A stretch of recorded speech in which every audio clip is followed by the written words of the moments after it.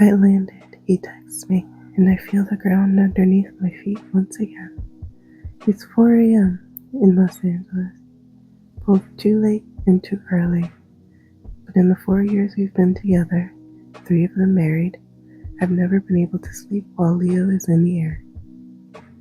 For the past hour, I've been standing in our dark kitchen, refreshing the screen of my cell phone, bathing the room in harsh blue light. Exhale. I pull my robe more tightly around me. I love this bungalow. Built in 1958, updated in 2010. It's charming and bright. Big windows, a sliver of a garden, walking distance to Melrose Place. But there's no functional heat. When I first moved in, 6.5 years ago, the walls were green and burnt orange, and the light fixtures were all brass. But over time, I painted the walls white, wallpapered the bathroom, regrouted the kitchen, and decorated the space with a colorful mix of rose bowl, flea market finds, and crate and barrel sales. It's charming and organized. Despite Leo's piles of things, I am not someone who finds clutter to be cheerful. Go back to bed, Lauren, he writes, and I smile. I love you. I feel my shoulders slacken. The whirling in my stomach settles to a casual rinse cycle. He's fine. When I was 15 years old, my father died in a car crash. He was driving down Mulholland in the middle of a Tuesday afternoon, slightly before rush hour. He was not speeding. The teen driver in the oncoming lane was on his cell phone. Both drivers died on impact. I flip on the electric kettle and scoop some dark roast into the pot before my eyes settles on the mail stacked on our counter. Leo forgot to go through it before he left. I fan out the letters. Insurance forms for Leo, some Ralph's coupons, and a thank you note from my friend Delia for her baby shower. We got her a bottle warmer. I run my hand over the embossed stork and then deposit the paper into the trash can. Leo is traveling to interview for a new job. He's a DP, or director of photography. He started as a lamp operator on film sets and then got his small break when his old mentor from college asked him to be DP on an indie project last summer. He loved it. Today, he's flying out to meet Grayson Baldacci, the wildly prolific television writer, about his new show, Big Guys, an office drama that will shoot in New York. If Leo gets this, it'll change the game for him. A steady gig, a regular income. I've been an accountant for the past decade, and before that I did bookkeeping for individual clients, one of whom I still help on the side. I work at a small firm with only 2 other CPAs. We mostly handle retired clients living on a fixed income. The work isn't particularly glamorous, but I enjoy the steadiness of it, the reliability. And I like the business of helping people budget their lives. The obvious, it gives me great pleasure to avoid catastrophe both personally and professionally, even if professionally I'm not following my passion. Leo is another story. He lights up when he talks about film. Whenever we watch a movie together, he wants to run me through the cinematographer's shot list, why they chose a crane there or a wide here. I zone out mostly, but I love how he sees the world, like a canvas waiting to be painted or captured or told. In Leo's universe, it's all already there. He just needs the right lens. Water in hand, I walk over to the couch. The sunset image hanging behind it was painted by my grandmother Sylvia. It's the view at our house in Malibu, the same one I grew up in. Did he land? My mother. We share the same history. Yes. Go back to sleep. I imagine her right now, in her frayed Ralph Lauren robe, looking out at the silver water. She isn't an early riser, my mom. That was always Dad. My cat P stretches into the room. She looks at me wearily. This again? And then abruptly leaves. She showed up on my doorstep 4 years ago, half a day before the biggest rainstorm Los Angeles had ever seen. I found her scratching at the glass. She was barely 6 weeks old, had all kinds of health issues, and no tag. I'd never had an animal before. I wasn't even sure if I should let her inside, but Leo insisted. The rain will kill her, Lauren, he said.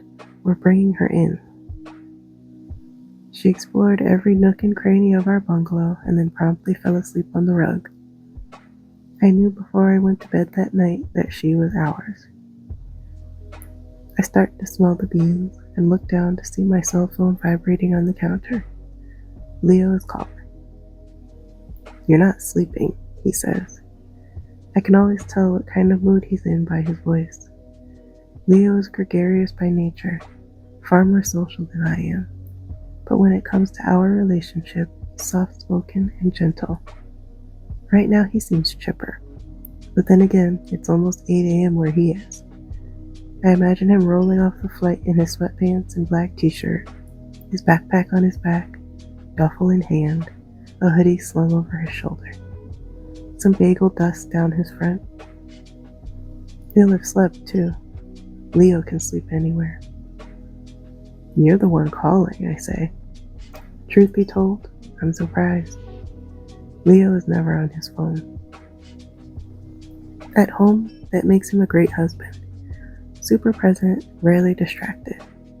But when he's gone, he's often hard to get a hold of. When we first started dating, I was convinced he wasn't interested because I couldn't hear from him for days, sometimes weeks. Then he'd resurface, pick me up at my house, and look at me in a way that let me know he never forgot. True. Guess what? The guy next to me had never been on a plane before. Really? It makes you marvel at the miracle of modern travel. I felt like a child again. The coffee pot sputters and gurgles its final stream. How was your night? He asked me. I didn't sleep much, tracking his flight, watching for any type of storm warning, but I don't want to tell him that. Leo knows me, but he also knows what I tell him. We've been married only 3 years. There are still things to learn. I ordered from Pizzana with Tracy. She left around 11. Then I did a little work. What did you get? The white pizza and that chopped salad with the mushrooms. Leo hates mushrooms. Just remember, if you watch Summer House without me, I'll get an alert. Not if I stream it from my phone. He lowers his voice to a growl. You wouldn't dare. Leo and I met at the Beach Cove, a private members-only club known for its outdated furniture and WASP culture. Neither one of us belonged. Leo insists they still don't admit Jewish people, but we were both there for 4th of July fireworks, invited by 2 separate people, my friend Tracy and his friend Luke. The thing I remember about Leo was how out of place he looked. He was dressed in sweatpants and a t-shirt, an eyeline grabber among the belted shorts and popped polos. I was surprised they let him in. And I also remember that I was attracted to him immediately. His towering frame, 6'4" and 260 pounds, his jet black hair, and his slight English accent. He was born in Boston, raised until 10 in London, and then went to boarding school in West Virginia. He's a nomad, comfortable on the road. And though he's 7 years older than me, there's something so playful about him, you'd swear he was younger. He also looks it. P sneezes in the other room. I miss you, I say. Already? I take down a mug from our cabinet and pour a cup of coffee. I like it extra hot and black. I hold it between my palms. Outside, I see a small bit of light starting to creep through the night sky. I like it better when you're here. Leo's tone softened. I know, baby. Me too. He clears his throat. What time is the clinic? 9, I say. I don't want to tell him about how I needed to go in yesterday because they weren't sure of my progesterone levels. Leo and I have been trying to have a baby since before we were married. We knew we wanted a family and wanted one together. And after we got serious, we started trying right away. 2 fertility clinics, and 2 years later, we learned the reason it wasn't happening. Premature ovarian failure, which is a fancy way of saying my fertility is about the same as someone a decade older. We started to see Dr. Frankel at Reproductive Los Angeles after we got bad news at California Reproductive Center, hoping that maybe another doctor would give us better news. But we've done 6 IUIs and 4 egg retrievals, and we've never ended up with a single embryo, and I've never been pregnant. This month, we did another Hail Mary IUI, just because. Okay, keep me posted, he says. I can hear the slight wilt in his voice, the way it flattens out whenever we talk about this. Leo is as supportive as he can be, but fertility is the language he does not speak. No matter how many times we hear the terms low ovarian reserve, high FSH, low AMH, they are just obscure data points to him. They aren't real, not exactly, not the way they are to me. And he's tired. I know he is. How much more of this are we supposed to put ourselves through? He keeps asking me. I don't know how to tell him that for me, there is no answer. For me, the answer is still as much as it takes to get our baby. I will, I say. I want to change the subject. And then I thought maybe I'd go out to the beach tonight. I can hear Leo smile through the phone. They'll love that. Just then I hear rapping at the door.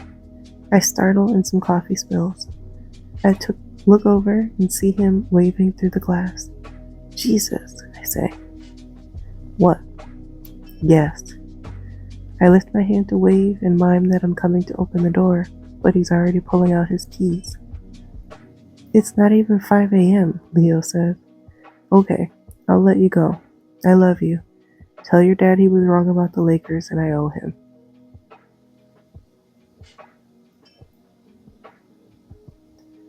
My father died in a car accident when I was 15, but I don't remember it because my mother undid it.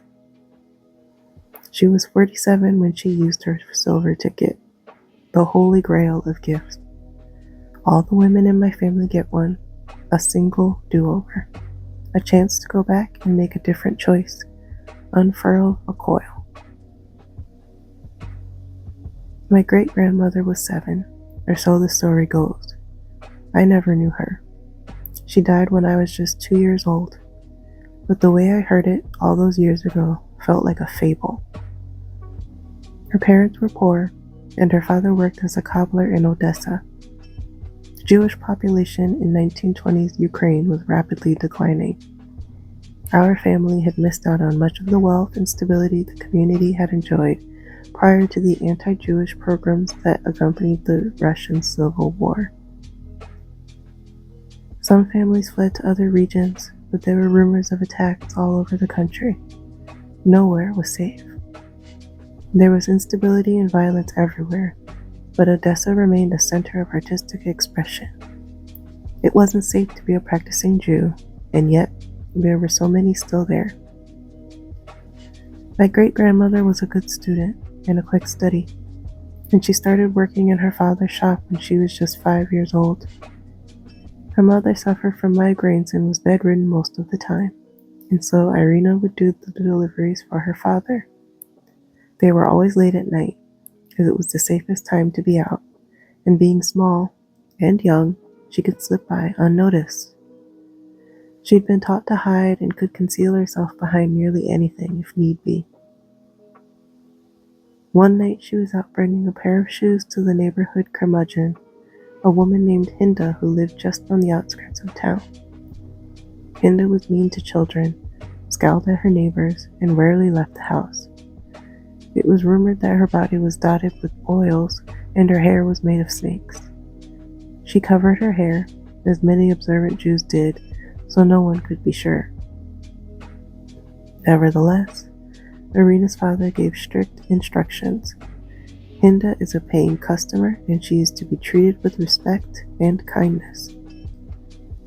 Irina knocked at the door softly. No answer. Then she rapped a little harder. Still no answer. Finally she called out, "Mrs. Hinda?" She clapped her hand over her mouth, worried she had drawn too much attention to herself, but then she heard a shuffling behind the door. There stood Hinda. Her face was knotted and gnarled. Her hands gripped a small cane. She could have been 60 or 148. They seem about the same when you're 7 years old. "What?" she spat. "I've come to deliver your shoes." Irina held them up in their paper satchel. They were brown, drabby, Irina thought, but she said nothing of the sort. They were shoes just fine. Hinda looked at the parcel, then at the small girl. "I have no money for you," she said. Irina furrowed her brow, unsure of how to proceed. Her father was clear that she must collect payment on all her deliveries, but he was also known to keep a ledger of what people owed him. People need their shoes, he'd say. Simple as that. Irina looked down at Hinda's feet. They were bare. "Here you go," she said, and held the package out to Hinda. She believed it's what her father would have done. Hinda extended her hands, unsure, tentatively receiving the shoes. She looked at Irina curiously. Perhaps no one had ever been kind to her before, or at least not in a very many years, maybe in a whole century. And slowly, Hinda's face began to change from suspicious to curious, and then illuminated. "Hang on there, little girl," she said. "I do have something for you." Hinda disappeared for what felt like a long time. It was cold, and Irina wasn't wearing a coat. She hugged her arms around her middle and waited. Finally, Hinda returned with a small wooden box. "Open it," she instructed Irina. Irina opened the box. Inside was a silver ticket. It was small, about 1 inch by 1 inch. "What is this?" Irina asked. "It's for you," Hinda said, "in exchange for my shoes." Hinda smiled. It was a gruesome sight. Her teeth were mangled and rotted. Irina wished she'd close her mouth. "It is a special ticket." "What for?" Irina was feeling tired now and impatient. She longed to be home with her father, for a piece of bread and a warm bed. Hinda laughed. It was an eerie laugh, and it made Irina shiver. "Undoing the past," she said, and then she slammed the door in Irina's face. Irina looked at the small wooden box, then cracked it open to check the silver ticket inside. Undoing the past. What did that mean? And how would Irina ever find out? She went home hanging her head. She had no money in her pocket, which meant her mother would not get the plums she loved from the market the next day. Her father would not be able to buy meat from the butcher or more leather for the next week's repairs. She practiced what she would say, how she would tell them. When she arrived home, her father was in his shop. "How was Mrs. Hinda?" he asked. "She could not pay," Irina said. She was next to tears. "Did you give her the shoes?" Irina nodded. Her father smiled. "Good," he said. "People need their shoes." "She gave me this." Irina thrust the box at him. He opened it. "My," he said. "She really must be fond of you. Next time we go, we'll bring her some apple cake." Her father hugged her and sent her off to bed. All through the night, Irina held that box. She held it pressed between her palms, and even when her eyes finally drifted closed, her fingers did not break their grasp. The next morning, she came downstairs to find her mother rocking at the kitchen table. Her father was gone, taken, their worst fear realized. Irina crept into her father's shop to see it completely turned over, robbed of anything of value, most especially its keeper. She felt a pulling in her chest. She was young enough to believe in magic, but old enough to have experienced the realities of war. You could only be so young in Eastern Europe. She knew if her father was gone now, he would never return. She left her mother and climbed the stairs. She opened the box. Once again, she pressed the silver ticket between her two palms. There is something about being a child that makes it easier to believe, and that is what happened. She thought of a time before. She thought of the previous day.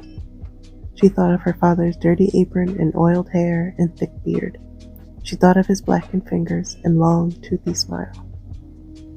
And that is how she used it, this gift from Hinda that was now more valuable than any payment could have been. She turned them back to the day before, to when he was still there.